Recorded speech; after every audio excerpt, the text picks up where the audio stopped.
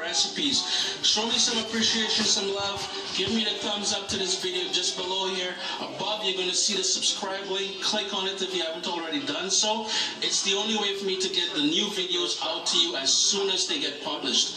Today we're going to be making pastels, one of those classic Caribbean favorites when it comes around Christmas time. My recipe is going to be a little bit different than what you're going to be finding elsewhere on the internet, but trust me, this one will hit home. It's going to be delicious. People are going to be asking you for this year in, year out, people. Stay tuned, Chris at CaribbeanPod.com. Let's make some pastel. Let's quickly run through the ingredients for the filling of the pastel. We're going to start off with the meat. Today I'm using a combination of beef, pork, and veal. They're all grounded, and it turns out to be about 1.5 pounds of that. Traditionally, beef alone is used, or pork alone, or in some cases chicken, but today I'm going to use the combination of the beef, veal, and pork just for that sort of roundness as well as the texture I get from using the 3 different types of meats. We're going to need some fresh ground black pepper, maybe about 1/2 teaspoon capers. I've got here maybe about 3 tablespoons of capers, a couple onions.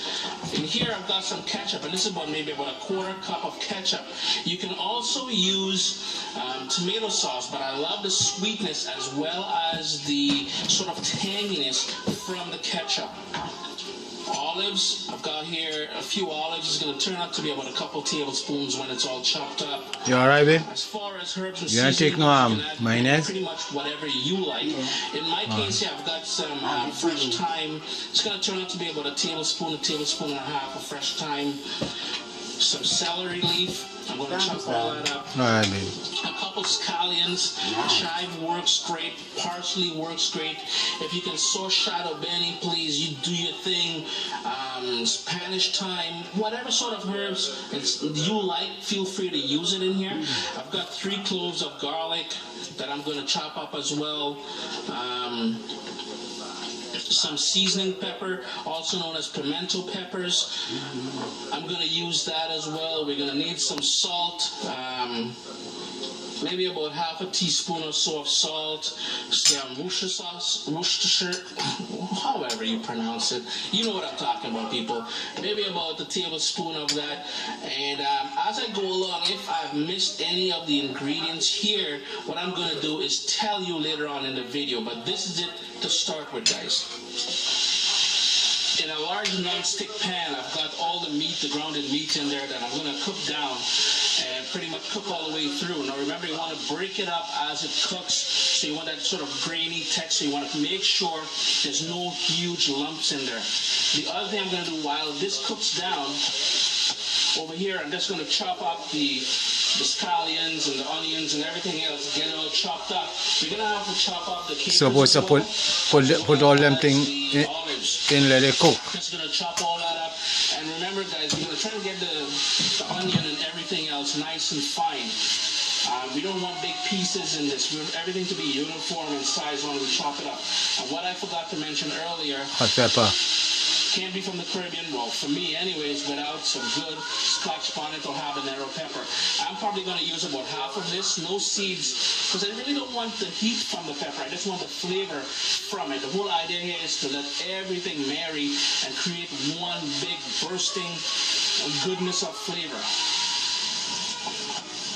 The ground meat is all cooked down now, and what I had done, I used lean ground meat, so the pork, the beef, as well as the veal was lean, so there wasn't any residual fat, well, in the bottom of the pan. Now, if you do have residual fat at the bottom of the pan, spoon it out, because I mean to say you don't want to have all that fat going into your system. They're trying to be a little bit healthy, right?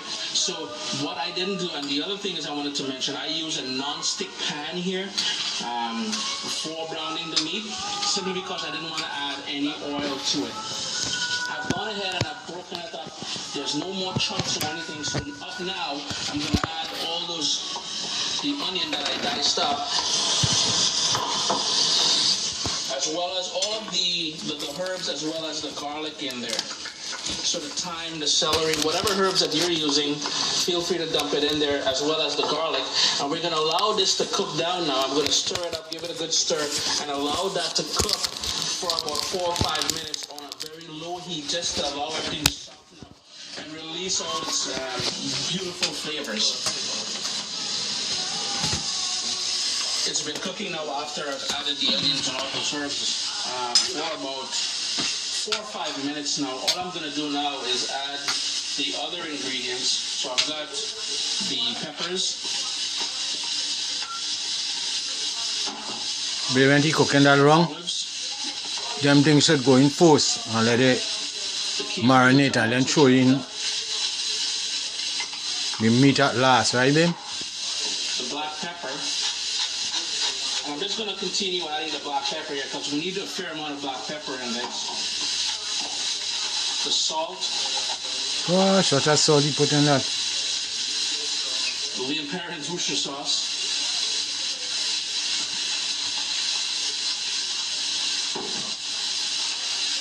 And the ketchup. I'm just going to give everything a good stir. I'm going to add some more black pepper to this. Give it a stir and allow it to cook down for another 4 minutes or so. So it's been cooking now after I've added all of the ingredients in here for about 4 or 5 minutes. Everything is nice and combined now. What I'm going to do, guys, is turn the heat off, put the lid on this, and allow this to cool all the way down. Maybe half an hour, maybe closer to an hour, just for it to cool all the way down before we get to the next step in making the pastel. Next up, we'll be making the sort of outer layer for the pastels. Sort of a dough we're making here. And in this bowl here, I've got 2 cups of cornmeal, very fine cornmeal. And to that, we're going to add 3 cups of very hot water to help make it into a dough. Additionally, we'll also add about 1 1/4 teaspoon of salt, as well as about 4 tablespoons of vegetable oil, just to make a nice soft dough. So I'm going to go ahead and make that dough, and then I'm going to show you the end result when I'm all done. Guys, the cornmeal I got wasn't working the way as normally it does and the one I usually get down in the Caribbean. So it seems this version I have here, the only way to get it to go into that sort of doughy consistency that I'm looking for is to cook it. So on a low heat here with the 3 cups of water, I'm just going to keep stirring until I get that sort of doughy consistency that I'm looking for. It looks pretty much like polenta at this point. But guys, I gotta work with what I've got, and this is what I've got at this point as far as the cornmeal goes. So I've got no choice at this point. I have it all. Well, I have no choice but to cook it a bit just for it to go into that sort of thick consistency like a dough that I'm looking for. Now this is very hot. I'm just going to allow it to cool, and then we'll get to the other step. What I've gone ahead and done, and I have another plastic wrap right now, is I've rolled out those dough balls into 12 even-sized dough balls, the main dough we created from the cornmeal. And I'm just putting this plastic wrap over it so it doesn't dry out. You can always use a damp paper towel or damp tea cloth over that as well. And to the left of that, I have here the banana leaves. Yes, we'll be using banana leaves. I've cut these up into sections that we're going to be using to wrap everything in. If you can't get banana leaves, feel free to use tin foil, but traditionally, it's done in banana leaves. It gives it that wonderful flavor. I've cleaned them out. Now, I've purchased these at the Asian grocery store here, and it's found in the frozen section. If you can't get it, feel free to use tin foil, as I said. If you're getting fresh banana leaves, what you may want to do is to make it pliable. Since this was frozen, you can see I can bend it any which way I want, and it will not rip. With freshly harvested banana leaves, it will rip, it will bust, it will tear on you. So what you want to do is over an open flame, not too close to the flame, just above it, pass the leaves gently on there, sort of like this over a gentle flame, and it will become pliable for you. Then you want to wipe it down with a clean cloth. And what we're going to do next, guys, is assemble everything now and get it ready for steaming or boiling. Let's quickly run through the steps for filling one of these pastels. And what I did was I have some oil in the pan here with a brush. I just brushed the banana leaf a bit with that oil, and then we're just going to press down from the center. Keep working your way out until you form a nice big round circle. What I've done then now I've put a nice big heap in, maybe a tablespoon and a half of that filling. The filling that we made earlier is nice and cool now onto there, and with using the leaf, I just folded it over and give it a gentle press on there until you have a sort of a package. Then you're going to do the same thing on this side as well.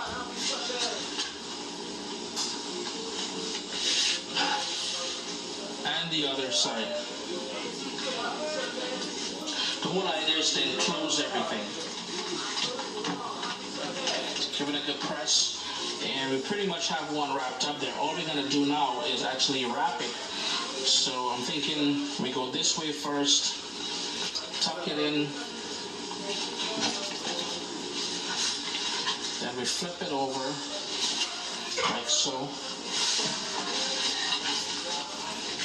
Bring this over, bring the other side over, and we have a very tight package here. All I'm going to do is, using some string,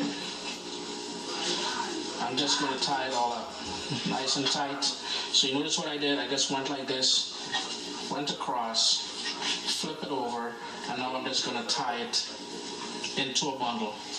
I'm just going to show you guys my makeshift steamer that I have here. And all it is in a very wide pot here. I don't own a steamer. So in a very wide pot I have maybe about 2 centimeters of water. I have a draining sort of wire mesh basket that I use for draining stuff. And all I'm going to do now is place, the water is at a sort of a rolling boil in there. We want it at a sort of a simmer. So just we're going to steam this for about 20 minutes. And we're just going to make sure that the water is not touching the, well, I guess it really doesn't matter because you can boil these as well. But for better results, I think steaming is the way to go. I'm just going to stack these up in here. I may have to do about 6 at a time just not to overcrowd it. Actually, I've got about 7 here. I'm probably going to move them around as they steam. Pretty much all I do next, put the lid on it and allow that to steam for about 20 minutes or so. I had the pastel steaming for about 25 minutes now, guys. And there it is, it's all done. I'm just going to allow it to cool now before I open them up and show you guys what they look like inside. But these are the pastels. Enjoy.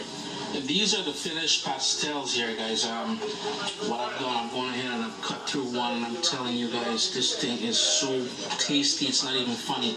Missing some chow chow and maybe a little hot sauce on the side. But guys, this is the pastel, Chris here, CaribbeanPot.com. I hope you guys give this recipe a try. I mean, it's a